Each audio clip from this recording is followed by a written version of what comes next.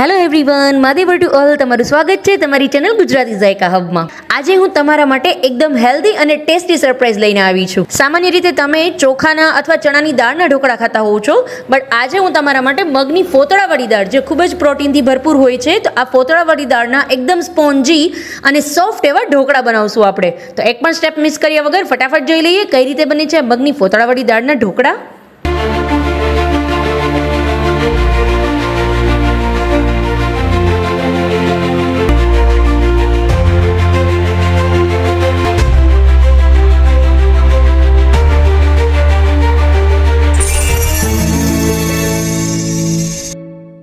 મગની ફોતળાવાળી દાળના ઢોકળા બનાવવા માટે મેં અત્યારે મગની ફોતળાવાળી દાળને એકદમ સરસ 3 વખત પાણીથી પહેલાં ધોઈ અને એકદમ સરસ સાફ કરી લીધી, અને પછી એને મિનિમમ 4 કલાક, તમારી પાસે જો વધુ સમય હોય તો તમે વધુ રેસ્ટ આપશો તો પણ ચાલશે, બટ મિનિમમ તમારે 4 કલાક સુધી દાળને પલાળીને રાખી દેવાની.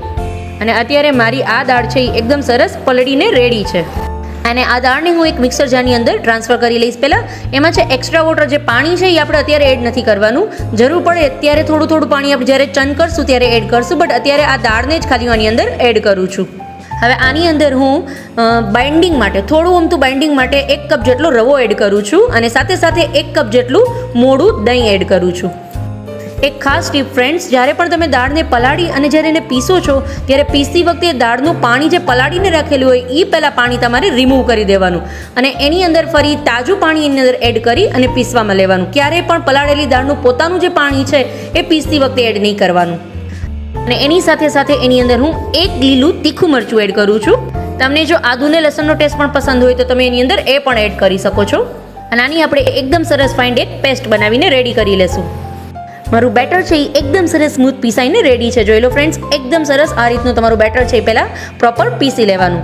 પછી એની અંદર સ્વાદ પ્રમાણે મીઠું એડ કરશું, અને એકદમ સરસ મીઠું મિક્સ કરી અને આપણે એને રવો એડ કર્યો છે એટલા માટે મિનિમમ અડધી કલાક સેટ થવા માટે રાખી દેશું. એટલે એટલા જેટલું પણ એક્સ્ટ્રા વોટર હશે અથવા જે રવો છે આપણો સોફ્ટ થઈ જાય ત્યાં સુધી ખાલી મિનિમમ અડધી કલાક રાખશું તો પણ એ રવો સેટ થઈ જશે. અડધી કલાક રેસ્ટ આપ્યા પછી મારો રવો છે એ એકદમ સરસ સોફ્ટ થઈ ગયો છે, અને મારું બેટર છે એ રેડી છે ઢોકળા માટે. હવે આની અંદર આ સ્ટેજ પર હું 1 પેકેટ ઈનોનું એડ કરું છું. તમે ઈનોની બદલે બેકિંગ સોડા અથવા સાજી કોઈ પણ બેમાંથી વસ્તુ લઈ શકો છો, બટ ઈનોનું અંદર શું છે પ્રમાણ, તમારે 1 ઈનોનું પેકેટ નાખી દેશો એટલે પ્રોપર તમારા ઢોકળા બનશે. જ્યારે બેકિંગ પાવડર અથવા સાજીનું પ્રમાણ વધઘટ થશે તો ટેસ્ટમાં થોડો ડિફરન્ટ આવશે. એટલા માટે હું તમને પ્રિફર કરું છું કે 1 ઈનો પાઉચ આની અંદર એડ કરી દેવાનું, અને એકદમ સરસ પ્રોપર જ્યાં સુધી મારું બેટર ફ્લફી ન થાય ત્યાં સુધી આને રીતે હું વિસ્ક કરી લઈશ. હવે ઢોકળિયાની એક પ્લેટ લઈ અને એને ફરતી પહેલાં ઓઇલથી ગ્રીસ કરી લેશું. ફરતી નીચે બેસમાં પણ અને ફરતી બધી સાઈડ ઓઇલથી પ્રોપર એને પહેલાં ગ્રીસ કરી લેશું. અને પછી મારું જેટલું પણ બેટર છે એ બધું બેટર એક જ સાથે ડીશની અંદર પોર કરી દઈશ. મારી ડીશ છે એ ફૂલફિલ આખી ભરાઈ જાય ત્યાં સુધી હું બેટર એની અંદર પોર કરી દઈશ, અને એને આપણે મિનિમમ 20 મિનિટ માટે સ્ટીમ કરશું. હવે સ્ટીમ કરવા માટે મેં ઓલરેડી ઢોકળિયું છે એ ગરમ કરવા માટે મૂકી દીધેલું હતું. મારું પાણી છે એ એકદમ સરસ બોઇલ થઈ ગયું છે. હવે એની અંદર મારી આ પ્લેટ એડ કરી ઉપરથી ઢાંકણ ઢાંકી અને 20 મિનિટ સુધી હાઈ ફ્લેમ પર એને સ્ટીમ કરી લેશું.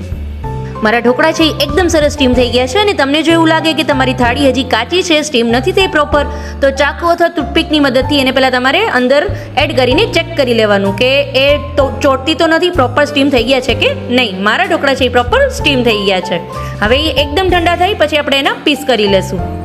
તમે તમારે અકોર્ડિંગ પીસ નાના અથવા મોટા જેમ પણ તમને પસંદ આવે એ રીતે એને એકદમ સરસ પહેલાં આપણે બધા પીસ કરી લેશું. હવે આનું જે મેઇન છે, આનો ટેસ્ટને બૂસ્ટ કરવા માટે એનો વઘાર જે સુપર બૂસ્ટ કરશે ટેસ્ટને. બટ એ પહેલાં તમને હું આ બતાવી દઉં કે કેટલા સ્પોન્જી બનેલા છે આપણા ઢોકળા. મગની ફોતળાવાળી દાળમાંથી બનાવેલા એકદમ સુપર સ્પોન્જી ઢોકળા આપણા. જુઓ તમે કેટલા સ્પોન્જી બનેલા છે આ ઢોકળા. હવે આપણો આનો ડિલિશિયસ ટેસ્ટને બૂસ્ટ કરતો વઘાર કરશું.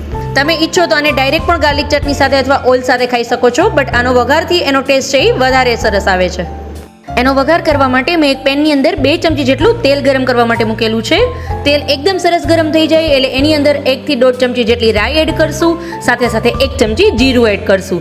જીરું અને રાઈ બંને એકદમ સરસ સતળાઈ જાય પછી એની અંદર 1 લીલું મરચું અને થોડા લીમડાના પાન, અને એની સાથે થોડા અમથા એવા આખા ધાણા અને 1 લાલ સૂકું મરચું એડ કરશું. અને એની સાથે સાથે એની અંદર આપણે 1 ચપટી જેટલી હિંગ અને થોડું પાણી એડ કરશું. પાણી એડ કરશું. બિકોઝ આપણે આ વઘાર છે એ જે રીતે માર્કેટમાં મળે છે ઢોકળીનો વઘાર એ રીતનો તમને કરીને બતાવું છું. માટે આની અંદર પહેલાં થોડું પાણી એડ કરશું અને પછી એની અંદર 3 ચમચી જેટલી ખાંડ એડ કરશું. તમને જો વધુ સ્વીટ પસંદ હોય તો તમે વધુ પણ લઈ શકો છો.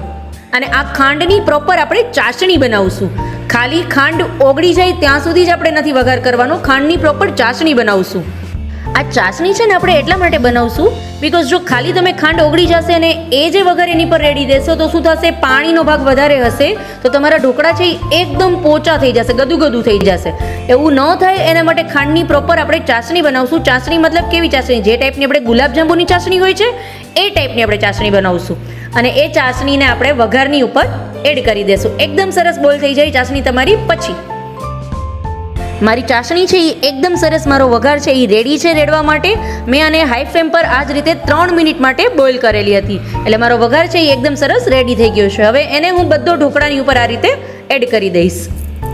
બધા વઘારને ફરતું આપણે ચમચીની મદદથી ઇક્વલી ઢોકળા ઉપર સ્પ્રેડ થઈ જાય એ રીતે આપણે એને સ્પ્રેડ કરી દઈશું. તો રેડી છે મારા ગરમા ગરમ પ્રોટીનથી ભરપૂર એવા મગની ફોતળાવાળી દાળના ઢોકળા, જે સુપર સ્પોન્જી અને સોફ્ટ પણ છે. આ ઢોકળાને તમે ટિફિનમાં પણ બાળકોને આપી શકો છો, સાંજના નાસ્તામાં પણ ખાઈ શકો છો, સવારના બ્રેકફાસ્ટમાં પણ લઈ શકો છો.